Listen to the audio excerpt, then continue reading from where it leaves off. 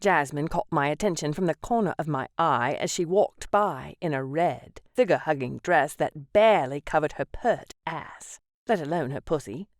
Her blonde, freshly curled hair, for which she paid hundreds for, cascaded down her back. Ooh, what I would give to grasp my palm around that hair and bend her over. "Well?" My trail of thought stopped as she gave me a pointed expression.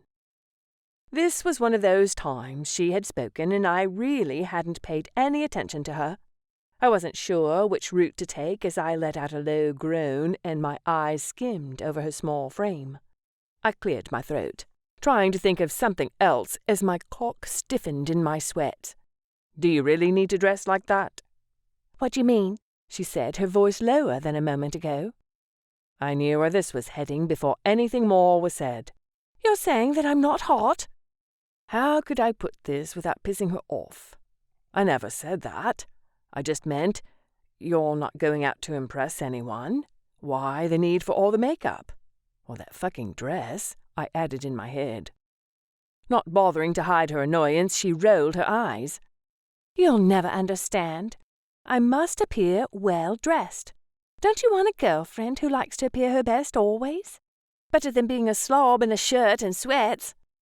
That remark was towards me, as I currently wore them.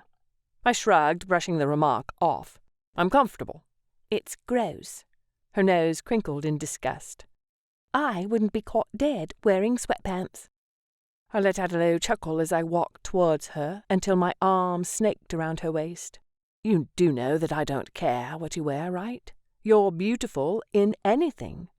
My cock twitched as my eyes zoned in on her perky tits when I pulled her closer, wanting her to sense how much I needed her. "Stay in. Let me undress you and show you how fun it is to be lazy."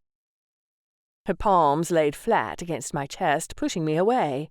"And that is why I buy your clothes." She pursed her lips and sighed. "You should dress nice all the time. I miss that about you." "You know what I miss?" I had the need to point it out again. I missed sex. 5 months had passed, and I fucking missed having sex. Her blue eyes turned from playful to squinting. She shook her head and walked away. "Is that all you think about?" "I'm a man, after all, baby. Can't blame a guy for trying." I grinned. "So, how about you skip the girls' night and stay in?" I damn well half pouted. At this point, I would have done just about anything to keep her home with me. Her red lips broke into a wide smile, her perfect white veneers showing. "You can wait. I want to hang out with the girls. Lisa and I haven't caught up in forever. I won't drink too much."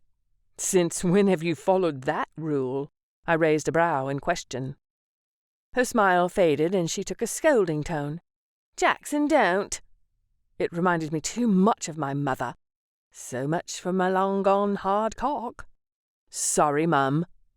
Jasmine didn't find it funny. Instead, she rolled her eyes with a sneer. "I'm nothing like her." "Yeah, you got that right."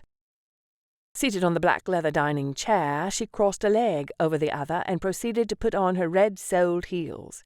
I leant against the wall, watching, silently wondering why she was so dressed up. Her lipstick got my attention as she pursed her plump red lips, focusing on clipping the buckle up. My cock began to wake once again. This is when I should have shut up. Instead, I couldn't help myself. "You know, you could give me a quick—" I glanced down to my crotch, my dick straining against the fabric, then looked back up at her. "Before you leave?" Her foot fell to the light grey tiled floor with a thump. Her blue orbs widened as she looked up at me with an incredulous glare that gave away her answer before she had to speak. "Are you kidding me? You're such a pig." Well, fuck. There goes that idea. Mission accomplished. She had the ability to make me as stiff as a rod, but also make me limp with just words. "What's that meant to mean? Jesus, I'm sorry if I'm not really in the mood right fucking now." "When are you ever in the mood?" I muttered, pushing off the wall and readjusting. "It's not my fault that you're so hot." We were heading towards another fight neither of us wanted to have.